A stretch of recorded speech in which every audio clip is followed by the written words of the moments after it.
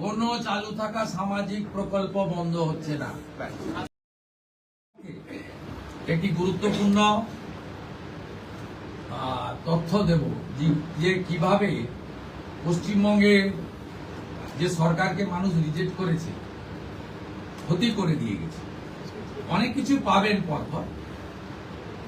16 June 2025 Bharat সরকারের পক্ষ থেকে জনগণনার জন্য office of registrar general of India, ministry of home affairs তারা পাঠিয়েছিলেন।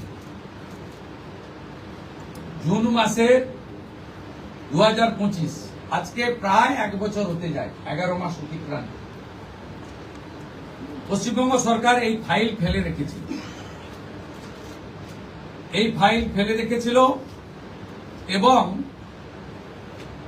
এগুলো এক্ষুনি পাবলিক ডোমেনে আনার বিষয় নয়, কিন্তু যে তথ্য আমাদের এই হাতে আছে, যে লিখিত তথ্য আছে, তাতে এরা শুধুমাত্র পশ্চিমবাংলার সঙ্গে বিশ্বাসঘাতকতা করেনি, দেশের সঙ্গে, দেশের সংবিধানের সঙ্গে বিশ্বাসঘাতকতা করেছে। এবং এদের মূল লক্ষ্যই ছিল এই জনগণনা আটকে দিয়ে মহিলা সংরক্ষণ যাতে ভারত সরকার করতে না পারে, মহিলারা যাতে বিধায়ক সাংসদ না হতে পারে, সেজন্যই এসব করে গেছে। আজকে আমরা এখনই জনগণনা সংক্রান্ত 16 June 2025 ministry of home affairs, office of registrar general India তাদের পাঠানো সার্কুলারকে আমরা এখনই কার্যকর করলাম। এই মুহূর্ত থেকে জনগণনার কাজ, তার প্রক্রিয়া পশ্চিমবঙ্গ সরকার আজ থেকে এই মুহূর্ত থেকে করলো। এটি প্রশাসনিক নির্দেশে হলো। সবচেয়ে বড় যে অভিযান ছিল আপনাদের দুর্নীতির বিরুদ্ধে, সবচেয়ে বড় অভিযান ছিল, সেটা নিয়ে কোনো সিদ্ধান্ত হলো? আমি আপনাকে বলেছি, প্রাতিষ্ঠানিক দুর্নীতি, মহিলা নির্যাতন, পে কমিশন, এরিয়া ডিএ, এগুলো নিয়ে নেক্সট ক্যাবিনেটে গুরুত্ব সহকারে আমরা ক্যাবিনেটে আনবো। নেক্সট মানডে হবে। আমাদের কিছু পেপার ওয়ার্কের প্রয়োজন আছে। আমরা আগের মতো বাজেট হয়ে যাওয়ার পরে চন্দ্রিমা তুমি এটা বলে দাও, এভাবে সরকার চলতে পারে না। সরকার চলে তথ্যের উপরে, সরকার চলে নিয়মের উপরে, এবং সরকারি সিদ্ধান্ত হয় সংবিধানের কতগুলো বিষয়ের উপরে। তাই এই গভর্নমেন্ট আমিত্বে বিশ্বাস করে না, আমরা নীতিতে চলবে এবং রুলস, অ্যাক্টস, সংবিধান, একে প্রায়োরিটি দিয়েই আমরা কাজ করব। আমরা আশা করব এই সরকারের কোনো সিদ্ধান্ত নিয়ে, আপনারা তো বটেই, আমরা বেঁচে থাকা কিছু 2-4-5% যারা সমালোচক, সেই সমালোচকরাও কোনো সমালোচনা করতে পারবেন না, এই রকম সুযোগ এই সরকার দেবেন। এই জন্যই মাননীয় প্রধানমন্ত্রী বলেছেন, বিজেপি পশ্চিমবঙ্গ বলেছে, ভয় আউট, ব্যবসা ইন। ব্যবসাটা আমাদের উপরে রাখুন, আমরা ঠিক পথে চলব। একটা কথা বিএসএফকে কতটা জমি দিচ্ছে? বিএসএফকে কতটা জমি দিচ্ছে? একটা বাংলা দেন, তারপরে দুটো হিন্দি দেন। আচ্ছা, বিএসএফকে কতটা মাননীয় মুখ্যমন্ত্রী,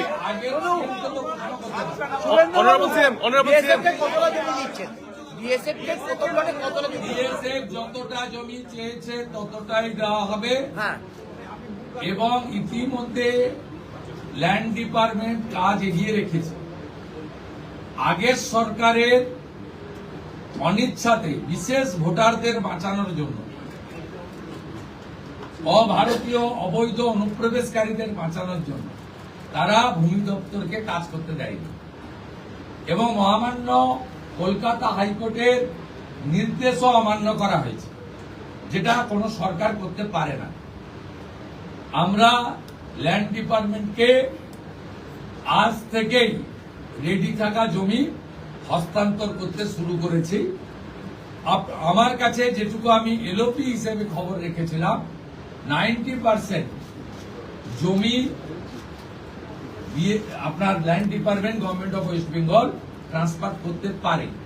এক্সাক্ট সংখ্যাটা মুখ্যমন্ত্রীকে অনেক কিছু ভেবে বলতে হয়, যেটা বলতে হয় তার অথেন্টিকিটি যেন থাকে, তার যেন পূর্ণ সত্যতা ইত্যাদি থাকে, এটা করেই বলতে হয়। তাই এইভাবে আগের সরকারের মতো আলপটকা প্রশ্ন উত্তরে বর্তমান মুখ্যমন্ত্রী বা তার ক্যাবিনেট যাবে। স্যার একটা কথা, স্যার একটা প্রশ্ন, কেন্দ্রীয় প্রকল্প মাননীয় মুখ্যমন্ত্রী सवाल उठाए थे, आप जब विरोधी में तब उठाए थे, अब सत्ता में आप आ गए, आपका सिंगल डायरेक्टिव क्या होगा एडमिनिस्ट्रेटिव हेड्स के लिए ताकि रेस्टोर हो पाए राज्य का लॉ एंड ऑर्डर? और बीएसएफ वाला भी अब जो दे रहे हैं वो अगर नीति में थोड़ा बता दें।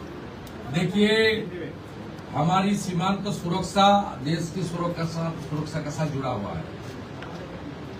ये भारतीय जनता पार्टी का चुनाव में बहुत बड़ा कमिटमेंट था, देश हित में बंगाल का हित में। इसलिए आज पहले कैबिनेट में हम लोग बीएसएफ को लैंड ट्रांसफर करने का डिसीजन ले लिया है। लैंड डिपार्टमेंट जो लैंड उनका पास है, उन्होंने लैंड डिपार्टमेंट ने बहुत सारा एक्सरसाइज भी करके रखा है। वो लैंड ट्रांसफर आज से शुरू होगा और पूरा के पूरा लैंड माननीय गृह मंत्री जी ने जिस तरीके से बताया था, ऑनरेबल प्राइम मिनिस्टर ने जिस तरीके से उनका गाइडेंस हम लोग को मिला, उनका इंस्ट्रक्शन मिला, पहले कैबिनेट ये आने वाला 45 डेज के अंदर पूरा के पूरा जमीन एमएचए को ट्रांसफर करेगा, बीएसएफ फेंसिंग पूरा कर देगा और इलीगल इन्फिल्ट्रेटर्स का जो हमारी प्रॉब्लम चल रहा है ये भी कुछ दिन के अंदर रिजॉल्व हो जाएगा। ये डिसीजन कैबिनेट ने लिया है।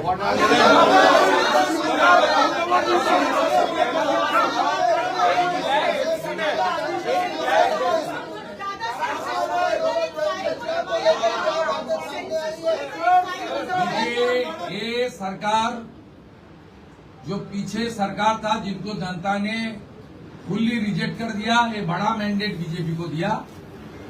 ये सरकार केवल तुष्टीकरण, परिवारवाद, इंस्टीट्यूशनल करप्शन, महिला के ऊपर अत्याचार, गवर्नेंस को खत्म नहीं किया, देश की कॉन्स्टिट्यूशन को भी चैलेंज कर दिया। 16 जून 2025 ministry of home affairs, office of registered general India notification किया था। आज तक 1 साल होने वाला है। ऑनरेबल होम सेक्रेटरी का खत है, इसके ऊपर बहुत सारा ऑफिसर का नोट है जो हमारी गवर्नमेंट का सीक्रेट पेपर्स है। ये लोग सेंसस को रोक के रखा था। ये सेंसस रोक कर रखने के लिए इसका एक ही प्लानिंग है था, खास करके जो हमारी माँ, दीदी, बहन, उनको प्रधानमंत्री जी ने रिजर्वेशन देने के लिए, डिलिमिटेशन करने के लिए जो कोशिश कर रहा है उनको रोकना।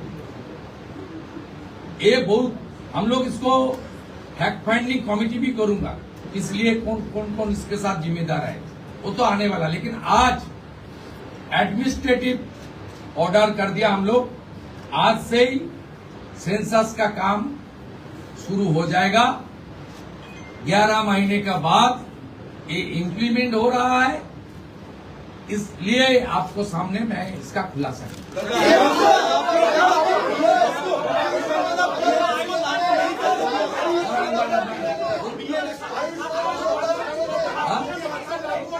आयुष्मान भारत योजना के आज से लागू हो रहे हैं। ऑनरेबल प्राइम मिनिस्टर साहब का कमिटमेंट था, बीजेपी का मैनिफेस्टो में था। आयुष्मान भारत कैबिनेट ने मंजूरी दे दिया है। बाकी हेल्थ डिपार्टमेंट, सेंट्रल गवर्नमेंट का हेल्थ डिपार्टमेंट के साथ एग्रीमेंट और दूसरे तरीके जो प्रक्रिया करना चाहिए वो प्रक्रिया आज से शुरू हो जाएगी। স্বাস্থ্যসাথী প্রকল্প কি হবে? স্বাস্থ্যসাথীর কার্ডের কি হবে? 1 মিনিট। শুভেন্দু বাবু, শুভেন্দু আপনাকে clear স্বাস্থ্যসাথী কি করে হবে? দিই, হ্যাঁ। কোনো চালু থাকা সামাজিক প্রকল্প বন্ধ হচ্ছে না। আগে কোন সামাজিক চালু থাকা প্রকল্প, এটা আমরা আমাদের কর্মসূচি মানে প্রচারকালীনও বলেছি, কোন চালু থাকা সামাজিক প্রকল্প সে 30 বছর আগের হতে পারে, 10 বছর আগের হতে পারে, কোন সামাজিক প্রকল্প আমরা বন্ধ করছি না। আমরা পেপারলেস অফিসও করব, আমরা সমস্ত পোর্টালগুলোকে আপডেটও করব এবং সমস্ত বেনিফিশিয়ারি ডিবিটির মাধ্যমে, যেটা নরেন্দ্র মোদীজির নেতৃত্বে দেশের সরকার করেছে, ডাইরেক্ট বেনিফিট ট্রান্সফারের মাধ্যমে হবে এবং সবটাই স্বচ্ছতার সঙ্গে হবে। আপনার প্রশ্নের উত্তরে আমি পরিষ্কার বলে দিই, যে স্কিমটার কথা আপনি বলেছেন, আমি শুধু ওই স্কিমটা নয়, চালু থাকা কোনো সামাজিক কল্যাণকর কর্মসূচি বন্ধ এই সরকার করছে না, কিন্তু ট্রান্সপারেন্ট স্বচ্ছতার সঙ্গে সেগুলো হবে। কোন মৃত ব্যক্তি তিনি কোন সামাজিক প্রকল্পের সুযোগ পেতে পারেন না, আপনিও বলবেন না পাওয়া উচিত না। কোন অভারতীয় তিনি ভারতের কোন প্রদেশ বা জাতীয় সরকারের কোন বেনিফিট তার পাওয়া উচিত নয়। অর্থাৎ আমার প্রশ্নে, আপনার প্রশ্নের মধ্যে আমার সব উত্তর আছে।